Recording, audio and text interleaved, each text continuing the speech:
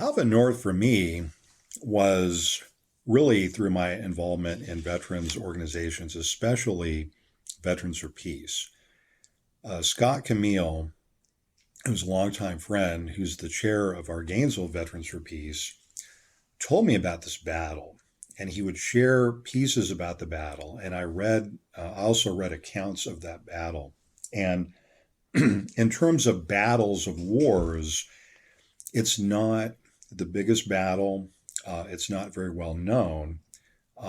It happened on one evening, but the more I heard Scott talking about this, the more I realized, wow, this is really, it reveals a lot of important information about the war, about any war in particular. And so when Scott told me he was working on this reunion of the Battle of Alpha North Veterans, I was like, oh my gosh, are you kidding me? This would be such a great idea. And to be honest with you, I don't recall now. It could have been that Scott was really the one who approached me first. Memory's tricky, right? But at a certain point, the two of us realized, wow, beyond getting together the veterans, the most important thing, wouldn't it be really cool if we could actually be there to also record their memories of this battle?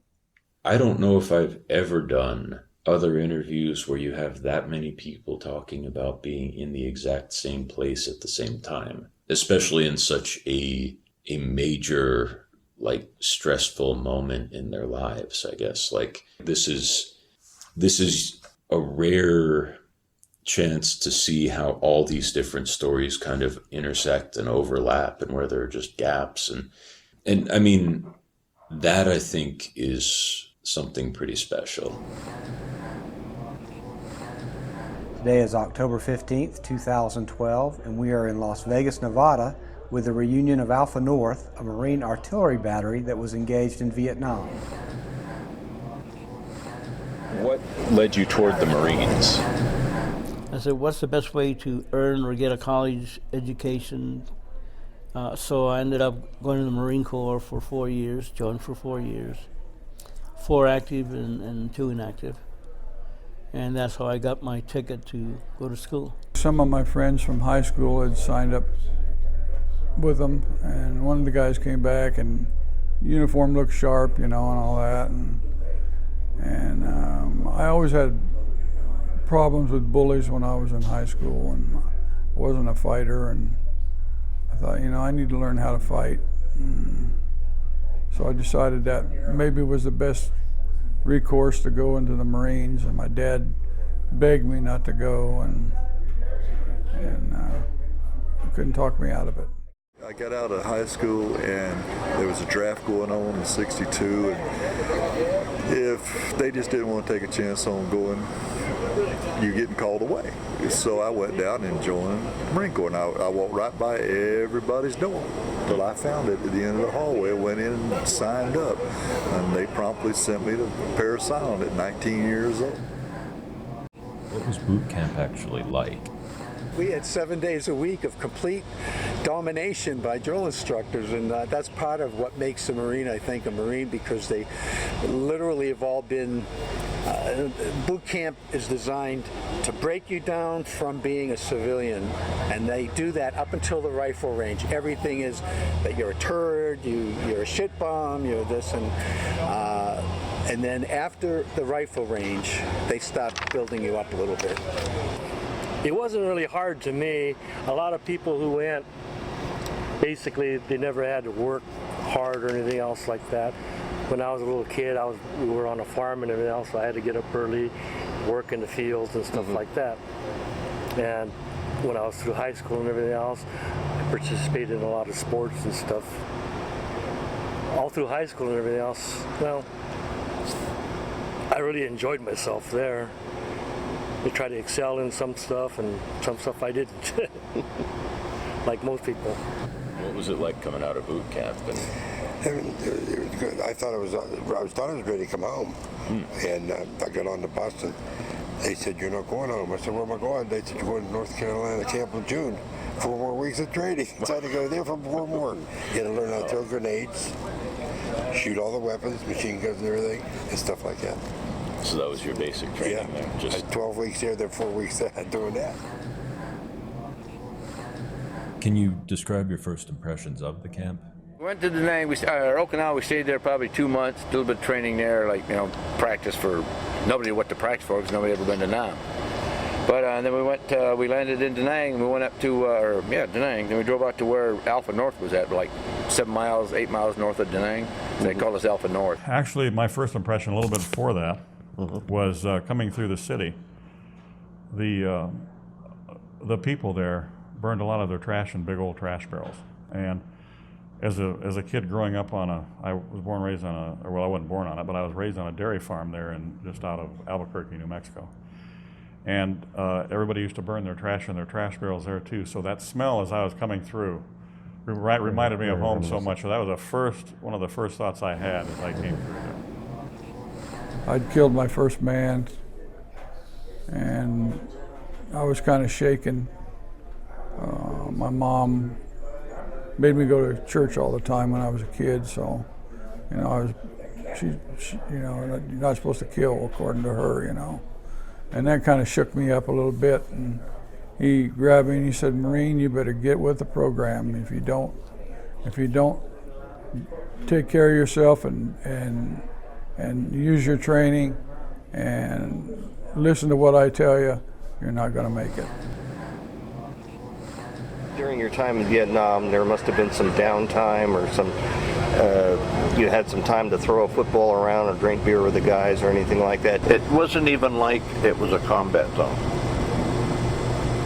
It was more like we were out at 29 Palms. We screwed around, played football on some days, and I went to town and I bought 8 chicks, because I wanted fresh eggs. And we made a chicken coop, and we had it down on our gun. And we ended up, there was 2 roosters and the rest were hens. And so we let them grow up pretty good. We had one big rooster. He was a pretty good rooster. He could take care of himself. And the other one, we chopped his head off, and we had fried chicken for dinner one night. I said, "Well, this is strange. You guys entertain each other in strange ways." Then I learned later that they had a ceremony they called the Mighty Mouse, and catch these mice, and then they tied little capes on them, and they put them inside the powder, or inside the canister with the powder, and put the projectile on it, and then Mighty Mouse would take off out somewhere and ride that shell out to wherever the target was, So I said, well, these guys are really bored, there must not be much going on, and that was pretty much the general word. How did you understand the rules of engagement? We were told to wrap our grenades in tape, wrap the spoons. So, because you know how a grenade works. You pull a pin, spoon flies off, and it's armed. Anyway, somebody in higher command had sent the order down for safety reasons, tape the spoons around the grenade, about 3 wraps. And because there had been some kind of accidental discharge somewhere, someplace, at some time in South Vietnam where somebody got killed. So they were concerned about accidental discharge. Number one, the guys were allowed to have magazines with rounds in them, but they couldn't keep them in their weapons. They had to come out, take the magazine out of the pouch, load it, and chamber a round. Seconds like that'll get you killed. The camp itself, as you arrived, did you have an impression yet of, did it feel secure to you, or did you have questions? In those early days, I don't know if we felt totally secure. Mm-hmm. We were having trouble getting concertina wire, for one thing. For some reason, it just wasn't, the supply wasn't catching up with us. We, at first, didn't really get a good supply of sandbags. We finally did, and we were going crazy filling sandbags. Sometimes we would employ the local people to help us with sandbags, which turned out wasn't always a good idea. I was on a post and a 50 caliber machine gun. It was full of sand. nobody bothered to clean it or keep the maintenance up on it or anything. You know, I remember that. And who am I? I do what I'm told. But that was it was a concern. I remember that was the only real concern, that it seemed like nobody kept the maintenance up on the weapons. You know, and that was supposed to be my job, but I wasn't there. Yeah. You know, and nobody took that over. There was this gal on the radio. It was called Hanoi Hannah, similar to Tokyo Rose. And she kept saying that Alpha Battery, you know, we're going to get you. You know, it'd say all kinds of different things.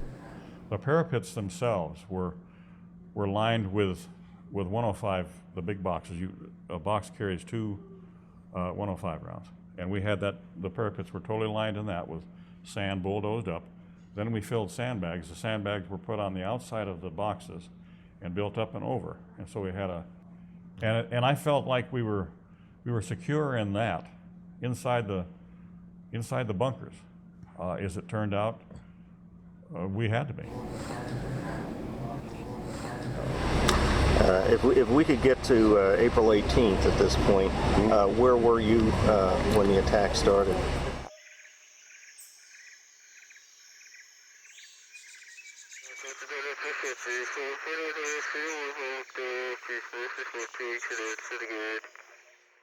Okay. I was assigned to an outpost, guard duty, overnight guard duty. Anyway, the battery, or the compound, we had 4 outposts, kind of like a reinforced bunker made out of wooden ammunition boxes, artillery boxes filled with sand. Anyway, they're homemade bunkers, basically what it was. There was one on each corner of the compound. I was on gun 5. Lonnie Arbaugh, myself, Pete Cushman, and Jeff Goff. I think there was another guy on 5 with us. Kind of bad with names.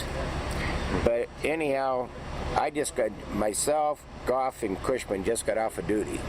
So we're in our tent sleeping.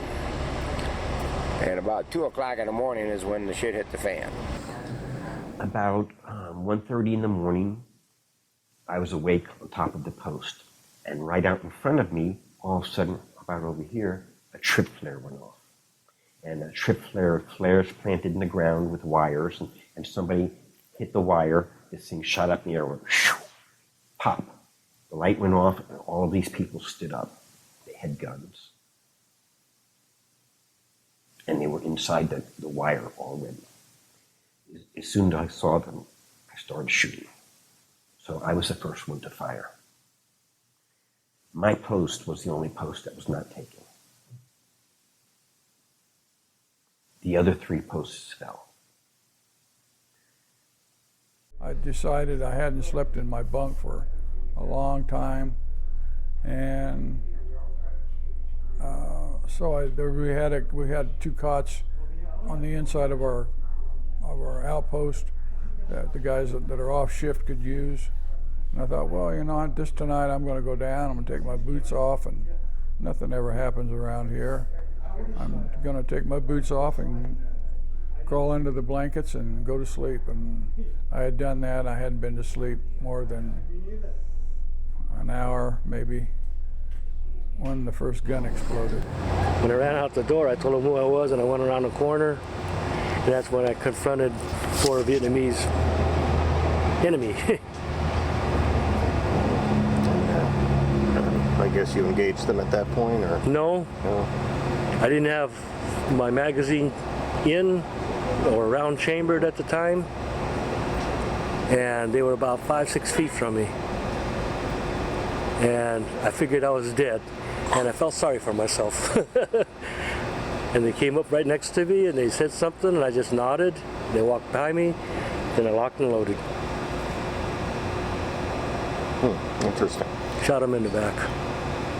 They can't shoot you that way. So I went over the parapet, and out in front, when they pushed it up with the bulldozer, it leaves a kind of like a little trench all the way around. It's a little low spot.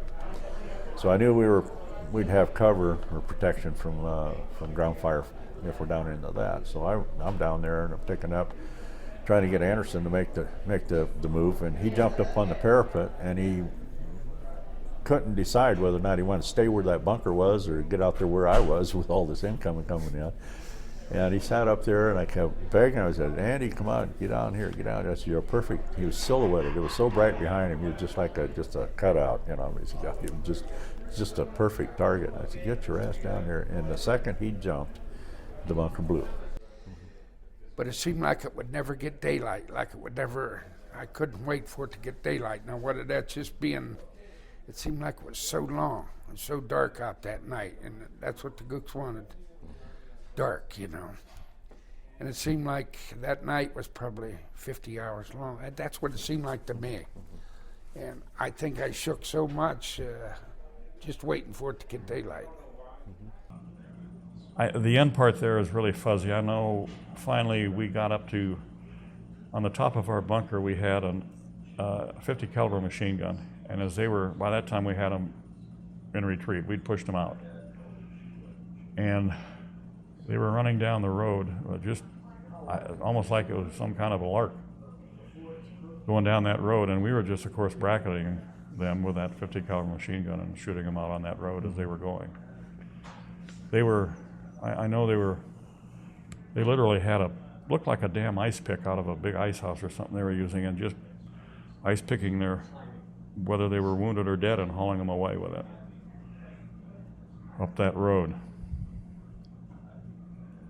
After that, I know that they had tried to mount another attack on an ammo bunker, which was a false ammo bunker. It was not even a real ammo bunker. So between us and the kid on that outpost, we drove them back out again, and this went on until just at daylight, and things finally became quiet. My true hero that night was a gentleman by the name of Joe Reynolds. Mm-hmm. And he saved my life. He's not going to be here, but he was my hero that night.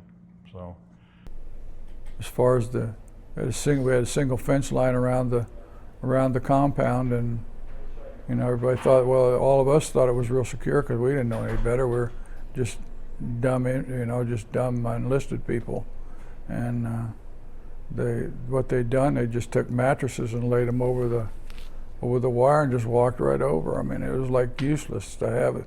Even if fence there, we could have just saved ourselves a lot of work and just left the ground open. They ran behind the tents all the way across the compound for a drainage ditch. And that's where they were coming through that drainage ditch, because it was a lower area. They could stay down, I guess, low. And they were coming through that fence right there at the back of the tent. It was called a reinforced company of hardcore VC, which is the highest quality they have. Mm-hmm. And we have paperwork now that's declassified, and their sole mission was to completely destroy our battery. Well, I was on gun 1 the morning we got attacked, April 18th, and we lost 4 men that got killed that morning. 4 of them were mine. Everybody was more conscious of what was going on around them, and it was a rude awakening, but it taught everybody a lot of stuff. We learned a lot that night. Learned about a little bit better how to protect ourselves, and luckily they never came back for a rematch, so that was the fortunate thing. It was an experience that pieces and parts of I'll never forget. You just won't. It's some parts of it stick with you forever. I remember I never did figure out or find out who it was, but one of the Marines was really mad because he looked like somebody had taken an ice cream scoop and on one of the cheeks of his butt had scooped out a place, and he was really upset about that. He didn't want to get wounded in that area. The way they described me in my records was wounded over the entire body while repulsing enemy attack from battery position. Wounded over the entire body, which means I was hit in the head, face, arms, and legs. Lost an eye. Actually, I was hit in both eyes. Popped both eardrums, had a 90% perforation in the right 40% perforation in the left from that concussion. So I pulled the ponchos off to see who they were. One of them was my friend Maine, my first friend.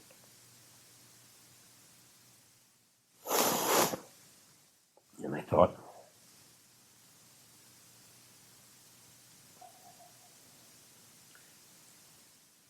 this war stuff's not going to be as much fun as I expected.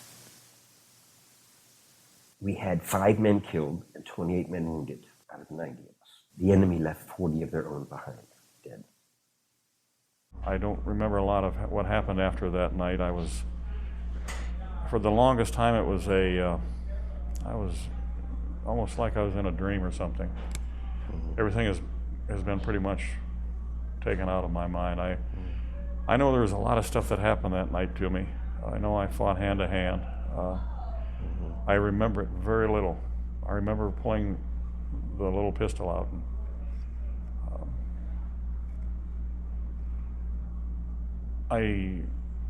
I don't remember a lot that happened for a long time in there till we were down in the position at Marble Mountain. It seems like I lost a lot of time in there. When I got out, we got ready to get out of the service. They said, well, you can't make it on the outside. You might as well just sign up and stay in because you'll never make it on the outside. And I thought to myself, boy, there's a lot of people making it on the outside. I think I can do all right. We're not in a position to take prisoners at this time because we had so many wounded. Because there was not a lot of people that I saw that could muster to fight. A lot of guys shot in bed, blown up in bed, killed in bed. Arnie killed straight away. Arnie may have saved my life. He may have distracted him off of me and kept him from running through my tent. I've thought about that. Just that piece of time, the timing of where one guy is at any moment in time, it can have the effect on someone else's life. And I think there was a lot of that. And I've only come to that conclusion only recently after talking to these guys. I spent the last 45 years trying to find these guys, and I've never been able to. And Bonnie finds all of us like this. Like Tom Brooks says, she's got to be the Marine Corps' worst nightmare. She really knows how to dig out people out there, bless her heart. About a week after he was killed, I received a letter from one of the Marines that was with him. I had been writing to. His name was John Rawlings. He has passed away, so John can't help us, with any information. But John said that he and my brother were on watch, and they were the first to see the enemy coming. My brother apparently was wearing the headset that the Marines had to wear when they were on gun watch. One of the two had to wear a headset. My brother notified the other 5 guns, that the enemy was coming. And then according to John Rawlings' letter, my brother left the gun to go and wake the sleeping Marines in a tent. And he almost made it to the tent when he was killed. I never talked about Vietnam until November of last year when Bonnie called me up and wanted me to explain April 18th that I'd buried so far deep in my hard drive. It was buried and hadn't been in my active memory for years and years and years. And then when she called me, and I had to bring that all up to the active memory and explain to her what happened the best I could. When I hung up from her, I was numb again, just like I was then. The next day I called. I said, Darren, I wonder how many of us she's talked to. So I went through the caller IDs until I found out which number it probably was, and I called her back. I says, how many of us have you found? She says, about 12. Would you like to find the rest of them? She says, what for? I says, I think we need to have a reunion. She says, yeah, I'll find them. And that's how we started the reunion. Then Gordon told me what he remembered, and I said, gosh, I said, this is really getting involved, I said, I can't believe what I'm hearing. And he says, among other things, he said, it'd be nice to know what the other guys remember. He said, we should have a reunion. And I said, well, Gordon, I said, I'm still looking, and I said, I would be very happy to find more Marines for you because I do want more information.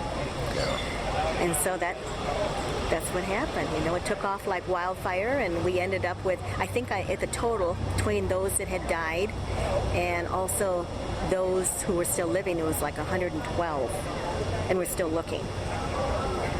So that's what happened. The first day was interesting because they hadn't been together all those years, and because of a lot of the post-service struggles that some of them had, if not many, if not all of them, in some degree. I think there was maybe a bit of skepticism at first, or at least feeling uncomfortable being there in the group. Here were a bunch of academics coming in, and maybe they thought that we were going to tell them about the war, but they were the ones who experienced it. Scott, along with one other person, had done a lot of the planning on this, getting it together. And many, if not all of them, were aware of Scott's post-war service and becoming an anti-war activist. So I think there may have been some skepticism there as well, because many, if not most, had stuck to their guns, so to speak, with their views of that war over the years. I will say that after the initial ice-breaking, it just really evolved over the few days we were there to just a total feeling of mutual comfort with each other. Well, we had thought about, since this was such a collective effort, and we got such great interviews, because people would kind of encourage, each other, and you'd have this kind of support, really, about telling your story. So I would like to do something like this again. It's hard to do reunions because it's just hard to. My understanding is virtually everybody there, 27 interviews were done. Some had spouses there. But it was the first time as a group, if not all individually, they had seen each other. And for many of them, it was the first time they themselves had publicly reflected upon their experiences to another person, perhaps not even telling their family about some of these experiences. I've read many of these, and the term I would use to describe them is bloodless. It's a very kind of top-down description of what happened, where very often people are being killed or wounded. I'm not saying that traditional top-down narrative doesn't have value. It certainly does. But what it misses, again, is the individual experience, even the group experience of what it meant to participate in that particular event. Oral history is sitting down with someone and asking them to tell their story. It can be a political story. It can be just a very personal story. And in this case, of course, it's the story of veterans. Their take, not an official historian's take, but their take, each individual take on their experience of what it was like, their personal experience to have served in the military, either in peacetime or, in this case, wartime. To a scholar, it means, what do you remember about historical events? Mm-hmm. To regular people, it's just events of your life. So somewhere in between there is probably the answer.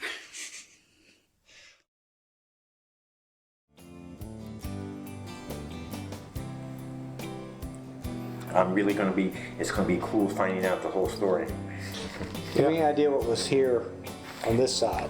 On this side here is a fuel dump, an ammo dump, and a motor pool. And then out here, like I remember there was what they call those little brick things where people pray? A pagoda. There was a pagoda, rice paddies, and jungle. Okay. I know there's rice paddies out this way, and then jungle. Yeah, because there's a picture of that pagoda out there. Mm-hmm. And then there was jungle and mountains.